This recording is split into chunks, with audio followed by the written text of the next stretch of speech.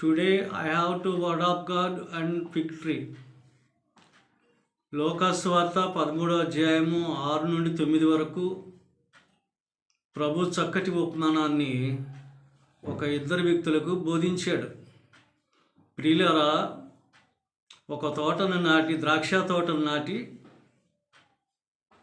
మధ్యలో అంజూరపు చెట్టును కూడా నాటి, ఆ తోట చుట్టూ కంచె వేసి ఒక తోటమాలిని కాపలా పెట్టి ఉన్నాడు. తోటను సక్రమంగా చూసుకోవాలి, తోటకు కావలసినటువంటి నీరును, ఎరువును వేయాలి అనే బాధ్యతను ఆ తోట యజమానుడు తోటమాలికి అప్పగించాడు. అలాగే ప్రతిదినము కూడా తోటమాలి ఆ తోటను సక్రమంగా చూసుకుంటూ ఉన్నాడు, నీరు పెడుతూ ఉన్నాడు, ఎరువు వేస్తూ ఉన్నాడు, తోట చుట్టూ కూడా తిరిగి చూస్తూ ఉన్నాడు. చక్కగా ఫలిస్తూ ఉంది, చక్కగా మంచి ఫలితాలు వచ్చాయి. సరే, ఒకనొక దినాన ఆ తోటమాలి అంజూరపు చెట్టును కూడా ప్రతిరోజు చూస్తూనే ఉన్నాడు. కానీ ఆ ఫలాలు ఉన్నాయా లేవా, కాస్తుందా లేదని మాత్రం గమనించలేదు. ఒకనొక దినాన తోట యజమానుడు వచ్చాడు, తోట చుట్టూ కూడా కలిగి చూశాడు, మధ్యలోకి వచ్చి అంజూరపు చెట్టును చూశాడు. అంజూరపు చెట్టు పచ్చగా ఉంది, ఆకులు బలంగా ఉంది, కానీ పూత లేదు, పిందె లేదు, కాయ లేదు. చాలా విచారించాడు, చాలా బాధపడ్డాడు.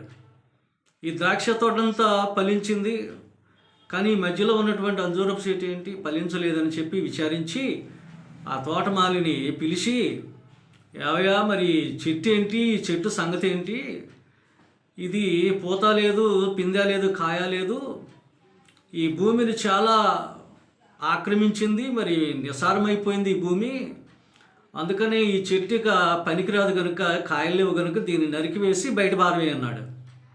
అయ్యా, నాకు 1 సంవత్సరం గడువు, నేను ఈ అంజూరపు చెట్టుకి నీరు పెడతాను, ఎరువు వేస్తాను, ఆ పూత అలాగే పిందె కాసేటట్టు నేను ప్రయాసపడి కష్టపడి దాన్ని పండిస్తాను, ఈ ద్రాక్ష తోటతో సమానంగా అని యజమానితో మాట్లాడి, యజమాని దగ్గర పర్మిషన్ తీసుకొని 1 సంవత్సరం గడువు కోడారు. అందుకనే ఆయన ఎప్పుడైతే తోటమాలి మాట్లాడాడో ఆ యజమానుడు విని, సరే ఓకే చూద్దాం అని ఆ తోట యజమానుడు వెళ్ళిపోయాడు. ప్రియులారా, ఈ ఉపమానం విన్నారు కదా. ఈ ఉపమానంలో ఒక చక్కటి అర్థం ఉంది. తోట చుట్టూ ఉన్నటువంటిది పహరా లాంటిది, దాని మధ్య అది సంఘం అంటే చర్చి.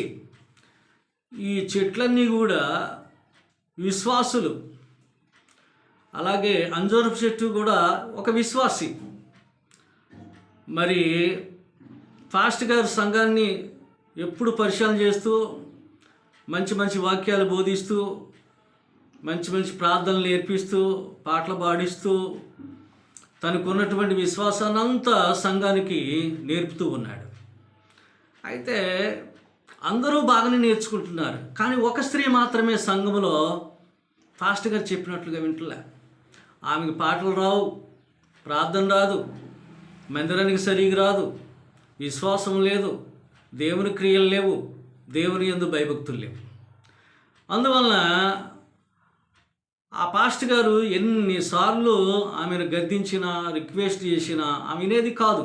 అందువలన ఆమె ఫలించలేదు, దేవుని యందు విశ్వాసం కోల్పోయింది. అందుకనే దేవుడు రానే ఉన్నాడు, యేసుప్రభు రాకడ సమీపించింది కనుక యేసుప్రభు వచ్చాడు, ఆ మందిరాన్ని కలిగి చూశాడు. చూసినప్పుడు అందరు విశ్వాసులు బాగాలే ఉన్నారు, కానీ అంజూరపు చెట్టు వల్ల మధ్యలో ఉన్న మాత్రం బాగోలేదు. ఎందుకంటే నా దగ్గర విశ్వాసం లేదు, దేవుని వాక్యం లేదు, దేవుని క్రియలు లేవు, దేవుని భయం లేదు, భక్తి లేదు. అందువలన పాస్ట్ గారిని పిలిచి, ఏవయ్యా, మరి ఈ అంజూరపు చెట్టు వల్ల ఉన్నటువంటి ఈ అవిశ్వాసురాలైనటువంటి ఏమని గూర్చి ఏం ఆలోచిస్తున్నావు నువ్వు? మరి ఈమె దగ్గర ఏమీ విశ్వాసం కనిపించట్లేదు కనుక ఈమె సంఘం నుండి బయటికి పంపించేసే అని చెప్పి ఆ ప్రభువు పాస్టర్ గారిని అడుగుతారు. అయ్యా, 1 సంవత్సరం నాకు గడివిస్తే ఈ విశ్వాసులందరితో పాటు ఆమెను కూడా సమానపరుస్తాను, బ్రతిమలాడి నేర్పిస్తాను, పాడిస్తాను. దయచేసి నాకు ఒక్క సంవత్సరం గడివితే ఈ ద్రాక్ష తోట వలె అంజూరపు చెట్టు ఎలా ఉందో అలాగే ఈ సంఘంలో ఉన్నటువంటి విశ్వాసులందరూ ఎలా విశ్వాసంతో ఉన్నారో ఆమెను కూడా విశ్వాసంతో నడిపిస్తాను, ఒక్క గడువిమని చెప్పి ప్రభువుని మనవి చేసుకుంటాడు. పిల్లలు సరే ఓకే, మరలా నేను వస్తాను, అప్పుడు చూస్తాను, చూసినప్పుడు మారకపోతే ఏమని సంఘం నుండి బయటికి పంపించండి, మరియు నా రాజ్యంలో ఏమికి స్థానం లేదని చెప్పి ఆయన ఆ పాస్టర్ గారితో మాట్లాడతాడు. ప్రియులారా, నిజమే, ఈనాడు చాలామంది సంఘాల్లో అవిశ్వాసంతో ఉన్నారు, అపనమ్మకంతో జీవిస్తున్నారు. మందిరానికి రావడానికే వారికి సమయాలు లేకుండా పోతున్నాయి. దయచేయండి, ప్రభు రాకడ సమీపిస్తుంది. ప్రభు వచ్చి అడిగినప్పుడు నువ్వు అంజూరపు చెట్టు వలె ఉన్నావంటే ఆయన రాజ్యంలో నీవు పాలు పంపులు నీకు లేదు, ఆయన సంఘంలో నీకు పాలు పంపులు లేదని గమనించండి ప్రియులారా. దేవుడి వాక్యాన్ని మనందరికీ ఫలింపజేయనుగాక. May God bless you everybody.